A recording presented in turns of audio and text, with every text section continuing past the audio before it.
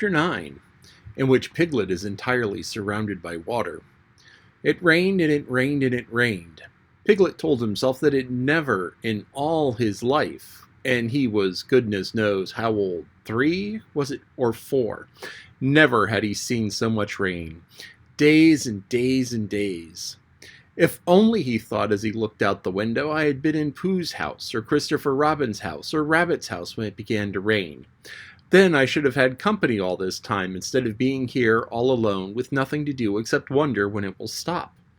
And he imagined himself with Pooh saying, "Did you ever see such rain, Pooh?" And Pooh saying, "Isn't it awful, Piglet?" And Piglet saying, "I wonder how it is over at Christopher Robin's way." And Pooh saying, "I think you poor old Rabbit is about flooded out by this time." It would have been jolly to talk like this, and really it wasn't much good having anything exciting like floods if you couldn't share them with somebody. For it was rather exciting.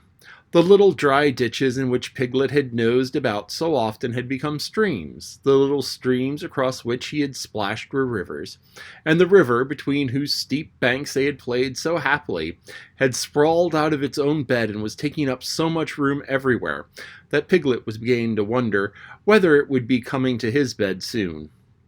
"It's a little anxious," he said to himself, "to be a very small animal entirely surrounded by water." Christopher Robin and Pooh could escape by climbing trees, and Kanga could escape by jumping, and Rabbit could escape by burrowing, and Owl could escape by flying, and Eeyore could escape by making a loud noise until rescued. And here I am, surrounded by water, and I can't do anything. It went on raining, and every day the water got a little higher, until now it was nearly up to Piglet's window, and he still hadn't done anything. "There's Pooh," he thought to himself. "Pooh hasn't much brain, but he never comes to any harm. He does silly things and they turn out right. There's Owl. Owl hasn't exactly got brain, but he knows things. He would know the right thing to do when surrounded by water. There's Rabbit. He hasn't learnt in books, but he can always think of a clever plan. There's Kanga. She isn't clever. Kanga isn't, but she would be so anxious about Roo that she would do a good thing to do without knowing about it. And then there's Eeyore.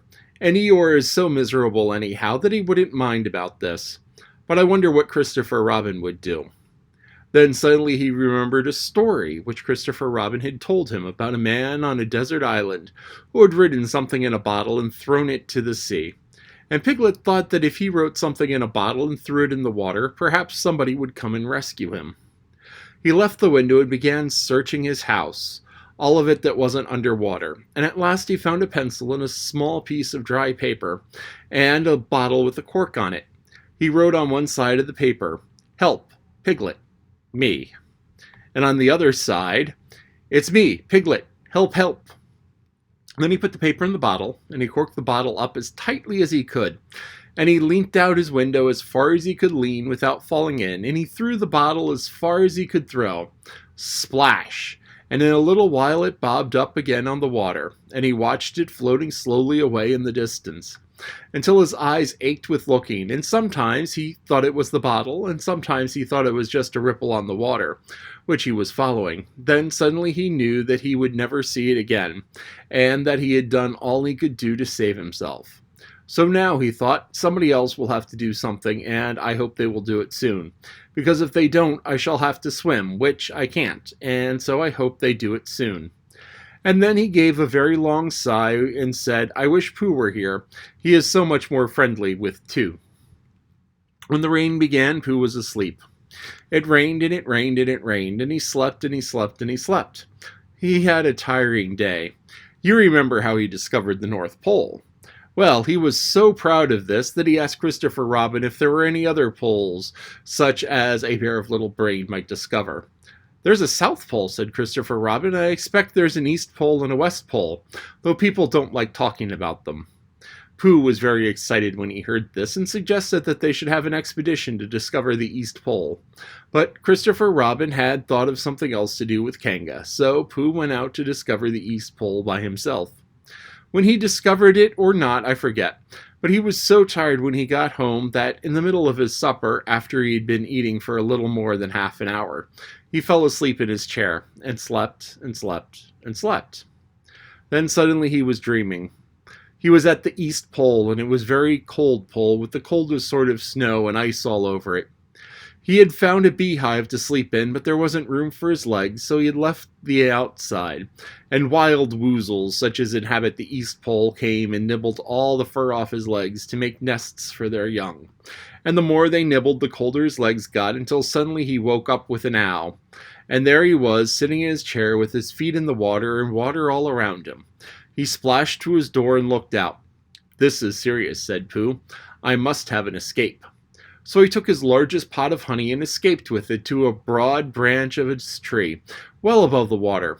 And then he climbed down again and escaped with another pot. And when the whole escape was finished, there was Pooh sitting on his branch, dangling his legs, and there beside him were 10 pots of honey. 2 days later, there was Pooh sitting on his branch, dangling his legs, and there beside him were 4 pots of honey. 3 days later, there was Pooh sitting on his branch, dangling his legs, and there beside him was 1 pot of honey. 4 days later, there was Pooh. It was on the morning of the 4th day that Piglet's bottle came floating past him, and with one loud cry of honey, Pooh plunged into the water, seized the bottle, and struggled back to his tree again. "Bother," said Pooh as he opened it. "All that wet for nothing. What's that bit of paper doing?" He took it out and looked at it. "It's a message," he said to himself. "That's what it is. And that letter's a P, and so is that, and so is that. And P means Pooh. So it's a very important message to me, and I can't read it. I must find Christopher Robin, or Owl, or Piglet, one of those clever readers who can read things, and they will tell me what this message means. Only I can't swim. Bother."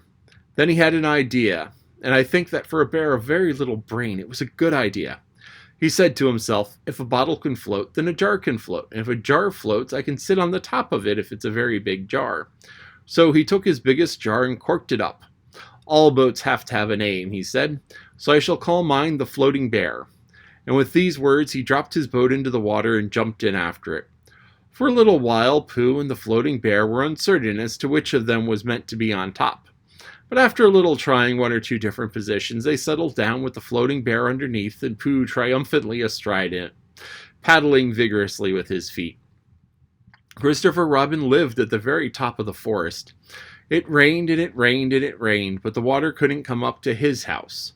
It was rather jolly to look down into the valleys and see all the water around him. But it rained so hard that he stayed indoors most of the time and thought about things. Every morning he went out with his umbrella and put a stick in a place where the water came up to. And the next morning he went out and couldn't see his stick anymore, so he put another stick in the place where the water came to. And then he walked home again, and each morning he had a shorter way to walk than when he had had the morning before. On the morning of the 5th day he saw the water all around him, and he knew that for the first time in his life he was on a real island, which was very exciting.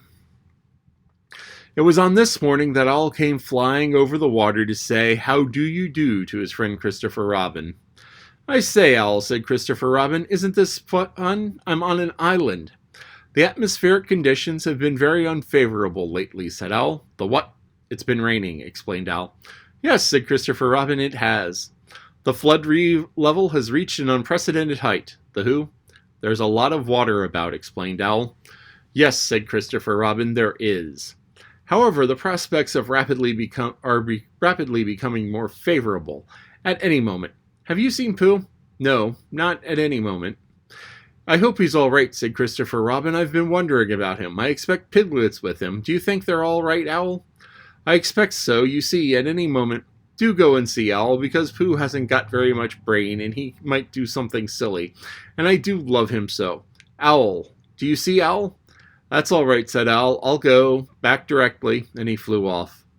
In a little while he was back again. "Pooh isn't there," he said. "Not there?"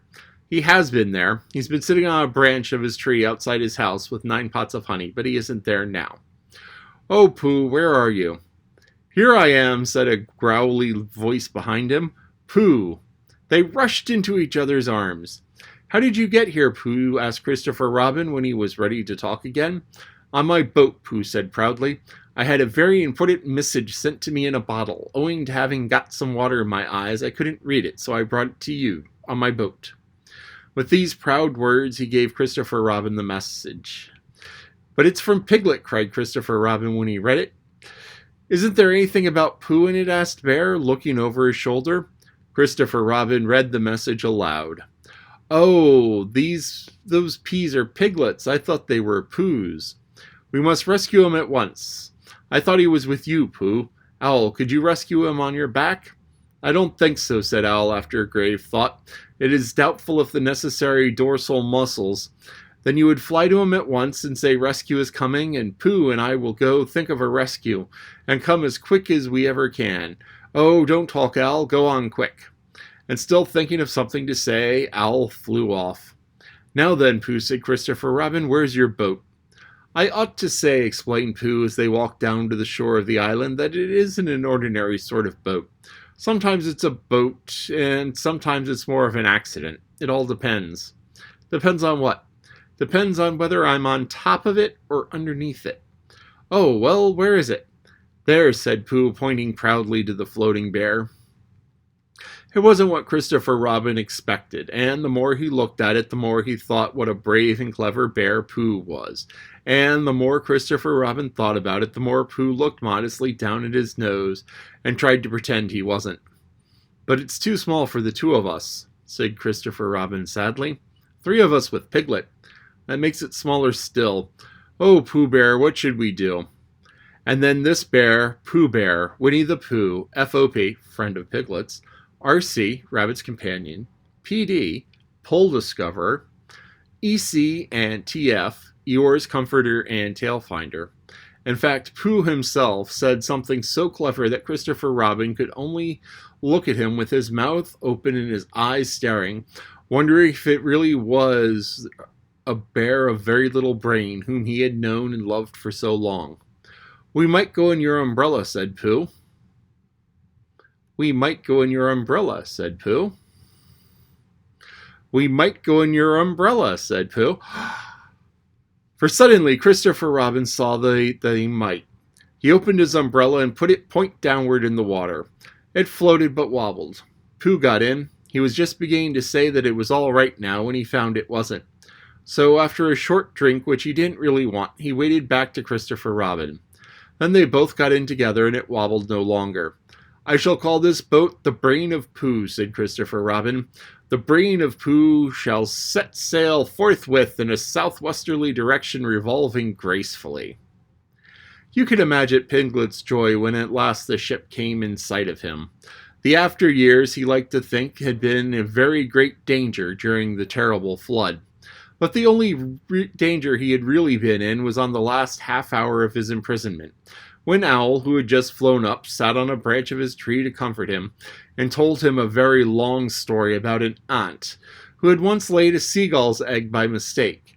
And the story went on, rather like this sentence, until Pooh, who was listening out of his window without much hope, went to sleep quietly and naturally, slipping slowly out of the window toward the water, until he was only hanging on by his toes, at which moment, luckily, a sudden loud squawk from Owl, which was really part of the story, being what his aunt said, woke the piglet up and just gave him time to jerk himself back to safety and say, "How interesting, and did she?" when, well, you can imagine his joy when at last he saw the good ship, the Brain of Pooh, Captain C. Robin, First Mate P. Bear, coming over the sea to rescue him. Christopher Robin and Pooh again.